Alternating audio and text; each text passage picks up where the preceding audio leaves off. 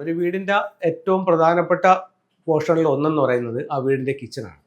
ഇപ്പോൾ ഏതൊരു വീടിൻ്റെയും അഗ്നികോണിൽ തെക്ക് കിഴക്ക് ഭാഗത്ത് ആണ് നിങ്ങളുടെ കിച്ചണെങ്കിൽ നിങ്ങൾക്ക് ഒരുപാട് സൗഭാഗ്യങ്ങൾ നിങ്ങളുടെ ജീവിതത്തിലേക്ക് കൊണ്ടുവരാനായിട്ട് ഈ കിച്ചണിലൂടെ സാധിക്കുമെന്നാണ് വാസ്തുവിൽ പറയുന്നത്.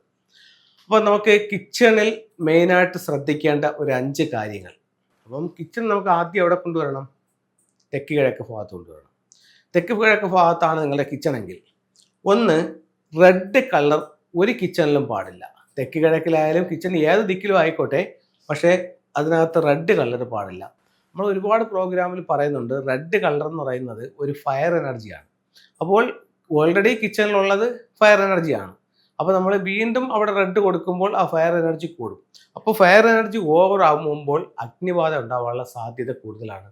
ഇപ്പോഴും കഴിഞ്ഞ ആഴ്ചയും ഒരു വീട് കൺസൾട്ടിങ്ങിന് പോയപ്പോഴത്തേക്ക് അവർ പറഞ്ഞു, സാറിൻ്റെ പ്രോഗ്രാം കേട്ടിരുന്നു, പക്ഷെ നമുക്കിവിടെ അതുപോലെ തീ പിടിച്ചു എന്നവർ പറഞ്ഞു. അപ്പോൾ നിങ്ങളെ പേടിപ്പിക്കാനായിട്ട് പറയുന്നതല്ല.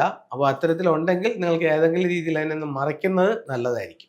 ഒരു ചെറിയ പാത്രം ഇടുന്നെന്ന് പറഞ്ഞുള്ള കാര്യമല്ല പറയുന്നത്. ഇപ്പം നമ്മൾ കിച്ചൺ റാക്കും മറ്റതൊക്കെ പണിയുമ്പോൾ ഫുള്ള് റെഡ് കളറിൽ ചെയ്യുന്ന ഒരുപാട് വീടുകളുണ്ട്. അപ്പം കിച്ചണിൽ റെഡ് കളർ അത്ര നല്ലതല്ല എന്ന് ചൈനീസ് വാസ്തുകലയായ ഫെങ്ഷുയിൽ പറയുന്നു. അടുത്ത നോക്കാം, മെഡിസിൻ. ഇപ്പം നമുക്ക് കിച്ചണിൽ മെഡിസിൻ വയ്ക്കുകയാണ്. ഇപ്പോൾ ഒരുപാട് വീടുകളിൽ നമ്മുടെ ഇപ്പം എല്ലാവരും നിത്യവും മരുന്ന് കഴിക്കുന്ന ആൾക്കാരായിട്ട് മാറിയിരിക്കുകയാണ്. അപ്പോൾ അങ്ങനെ ഒരു സാഹചര്യത്തിൽ നമുക്ക് പെട്ടെന്ന് എടുക്കാനും വയ്ക്കാനുള്ള സൗകര്യത്തിനായിട്ട് പലരും കിച്ചണിൽ ഇത് സൂക്ഷിക്കുന്നുണ്ട്. അപ്പം നമ്മൾ എന്തും സിംബോളിക്കായിട്ട് ചെയ്യുമ്പോൾ അത് നമ്മുടെ ലൈഫിൽ കൂടുതൽ അട്രാക്റ്റ് ചെയ്യും എന്നുള്ളതാണ്.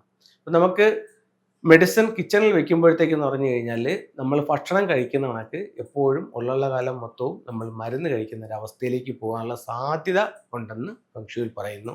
അതുകൊണ്ട് കിച്ചണിൽ നിന്നിട്ടുള്ള മെഡിസിനുകൾ ഒഴിവാക്കുന്നത് നല്ലതായിരിക്കും. ഇപ്പോൾ ചിലർ ചോദിക്കും, നമ്മുടെ ഇൻസുലിനൊക്കെ ഉണ്ട്, അത് ഫ്രിഡ്ജിൽ വെക്കുന്നുണ്ട്, കുഴപ്പമുണ്ട.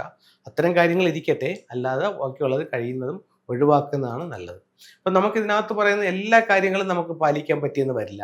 ചെയ്യാവുന്നിടത്തോളം കാര്യങ്ങൾ ചെയ്യുക, അത്രത്തോളം പ്രശ്നങ്ങളെ ലഘൂകരിക്കുക എന്നുള്ളതേ നമ്മൾ ഉദ്ദേശിക്കുന്നുള്ളൂ. അടുത്തത് മൂന്നാമത്തെ ഒരു ഘടകം എന്ന് പറയുന്നത് ഫയർ ആൻഡ് വാട്ടർ. അതായത് എന്ന് പറഞ്ഞാൽ ഇത് രണ്ടും ഓപ്പോസിറ്റ് ആയിട്ടുള്ള 2 എലമെന്റ്സുകളാണ്. അപ്പോൾ ഒന്നിന് നേരെ ഇരിക്കുമ്പോൾ കലഹമുണ്ടാകുമെന്ന് ഫെങ്ഷുയി പറയുന്നു. ഉദാഹരണത്തിന് നമ്മളൊരു സ്റ്റൗ വെച്ചു, ഇവിടെ കിഴക്ക് ഭാഗത്തൊരു സ്റ്റൗ ഇരിക്കുകയാണ്. അതിൻ്റെ നേരെ ഓപ്പോസിറ്റ് പടിഞ്ഞാറ് ഭാഗത്തൊരു ഫ്രിഡ്ജ് ഇരിക്കുകയാണെങ്കിൽ ഇത് രണ്ടും ഓപ്പോസിറ്റായി. അങ്ങനെയാണെങ്കിൽ അവിടെ കലഹത്തിനുള്ള സാധ്യത കൂടുതലാണ്. അപ്പോൾ വെള്ളവും തീയും അടുത്തടുത്ത് പാടില്ല എന്നുള്ളൊരു ഇത് പറയുന്നുണ്ട്. അപ്പം അങ്ങനെ ഇപ്പോൾ ചില സ്ഥലത്തിൽ എന്ന് പറഞ്ഞു കഴിഞ്ഞാൽ സിങ്ക് ഇരിക്കുന്നു, അതിൻ്റെ തൊട്ടടുത്ത് തന്നെ സ്റ്റൗ ഇരിക്കുന്നു, അത് മാറ്റാൻ പറ്റാത്തൊരു കണ്ടീഷനിൽ ഇരിക്കുന്നു. അത്തരം വരുന്ന വീടുകളിൽ ഇതിൻ്റെ ഇടയ്ക്ക് ഒരു പ്ലാന്റ് വെച്ചുകൊണ്ട് നിങ്ങൾക്ക് ഈ ദോഷത്തെ പരിഹരിക്കാവുന്നതാണ്. അടുത്ത 4ാമത്തെ എന്ന് പറയുന്നത് സ്റ്റൗവിൻ്റെ ഡയറക്ഷൻ. ഒരു വീടിനെ സംബന്ധിച്ചിടത്തോളം തെക്ക് കിഴക്ക് ഭാഗത്ത് അടുക്കള ചെയ്യുന്നത് നല്ലതാണെന്ന് പറഞ്ഞു. അപ്പോൾ അത്തരത്തിൽ നിങ്ങൾക്ക് അടുക്കള ചെയ്യാൻ പറ്റിയില്ല എന്നുണ്ടെങ്കിൽ നിങ്ങളുടെ അടുക്കളയുടെ തെക്ക് കിഴക്ക് മൂലയിൽ കിഴക്കോട്ട് നോക്കി സ്റ്റൗ വെച്ച് പാചകം ചെയ്യുന്ന രീതിയിലെങ്കിലും സ്റ്റൗവിനെ ക്രമീകരിക്കുന്നത് നല്ലതായിരിക്കും. അത് 4ാമത്തെ കാര്യം. അടുത്ത 5ാമത്തെ എന്ന് പറയുന്നത് സിങ്കിൻ്റെ ഡയറക്ഷൻ, അതായത് തീയും വെള്ളവും. അപ്പം അഗ്നി നമുക്ക് എവിടെ വരണമെന്ന് പറഞ്ഞു? അഗ്നികോണിലേക്ക് വരണമെന്ന് പറഞ്ഞു. അതേസമയം വെള്ളം വരുന്നത് എവിടെയാണ്? ഈശാന കോണിലാണ്.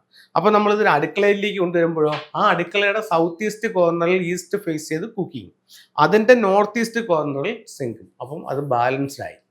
അപ്പം ഈ രീതിയിൽ ഇത്തരം കാര്യങ്ങൾ ശ്രദ്ധിക്കുന്നത് നല്ലൊരു എനർജി വീട്ടിലേക്ക് വരാനും നമുക്ക് കൂടുതൽ സൗഭാഗ്യങ്ങൾ ഉണ്ടാവാനും നല്ലതായി ചൈനീസ് വാസ്തുകലയായ ഫെങ്ഷുയിൽ പറയുന്നുണ്ട്. ഇനി നമുക്ക് 3-4 ടൂളുകൾ നോക്കാം. അപ്പം നമുക്ക് സാമ്പത്തികമായിട്ട് അഭിവൃദ്ധി നേടാനായിട്ട് എന്ത് ചെയ്യാം? ഇത്തരത്തിലുള്ള സിട്രിൻ നമ്മുടെ കൈവശം സൂക്ഷിക്കുന്നത് നമ്മളിലേക്ക് വെൽത്തിനെ അട്രാക്റ്റ് ചെയ്യുമെന്ന് ഫെങ്ഷുയി പറയുന്നു. ഇപ്പം സിട്രിനായിട്ട് അതിൻ്റെ സ്റ്റോണായിട്ട് കിട്ടുന്നുണ്ട്, അതുപോലെ തന്നെ അതിൻ്റെ ബ്രേസ്ലെറ്റും കിട്ടുന്നുണ്ട്. അപ്പോൾ ഇത്തരത്തിലുള്ള ബ്രേസ്ലെറ്റുകൾ നമുക്ക് ശരീരത്തിൽ ധരിക്കാവുന്നതാണ്. ഒരുപാട് ആൾക്കാർ വാങ്ങിച്ച് നല്ല റിസൾട്ട് പറയുന്നുണ്ട്. അടുത്തത് ഫെങ്ഷുയി ഇഷ്ടപ്പെടുന്നവർക്ക് പെട്ടെന്ന് ഉപയോഗിക്കാവുന്നതും പെട്ടെന്ന് റിസൾട്ട് കിട്ടുന്നതുമായിട്ടുള്ള 4 ടൂളുകൾ. ഒന്ന്, നിങ്ങളുടെ സ്വീകരണമുറിയുടെ കിഴക്ക് വശത്ത് ഒരു ഗ്രീൻ ഡ്രാഗൺ, അതിന് നേരെ ഓപ്പോസിറ്റ് ആയിട്ട് വെസ്റ്റ് സൈഡിൽ ഒരു വൈറ്റ് ടൈഗർ. നിങ്ങളുടെ സ്വീകരണമുറിയുടെ തെക്ക് വശത്ത് ഒരു ഫീനിക്സ് ബേർഡ്, അതിൻ്റെ നേരെ ഓപ്പോസിറ്റ് ആയിട്ട് വടക്കിൽ എന്ത് ചെയ്യാം? നമുക്ക് ഒരു ടോർട്ടോയ്സിൻ്റെ ചിത്രവും വയ്ക്കാം. അപ്പം ചൈനീസ് വാസ്തുകലയായ ഫെങ്ഷുയി പ്രകാരം വീടിൻ്റെ സ്വീകരണമുറിയുടെ 4 ദിക്കുകൾ 4 സ്വർഗീയ മൃഗങ്ങളാൽ സംരക്ഷിക്കുന്നതാണ്. അപ്പോൾ ഞാൻ ഈ പറഞ്ഞ പ്രകാരം നിങ്ങൾക്ക് 4 ദിക്കുകളിലായിട്ട് അതിനെ പ്ലേസ് ചെയ്യാവുന്നതാണ്. ഗ്രൗണ്ടിൽ നിന്നിട്ട് ഒരു 7 അടി ഹൈറ്റിലോ 8 അടി ഹൈറ്റിലോ നിങ്ങൾക്ക് ഇത് വെക്കാം. അതിൽ ഡ്രാഗൺ മാത്രം കുറച്ചും കൂടെ ഉയരത്തിലോട്ട് വെക്കേണ്ടതാണ്. എല്ലാവർക്കും എല്ലാ ഐശ്വര്യങ്ങളും ഉണ്ടാവട്ടെ എന്ന് പ്രാർത്ഥിച്ചുകൊണ്ട് നിർത്തുന്നു. നന്ദി, നമസ്തേ.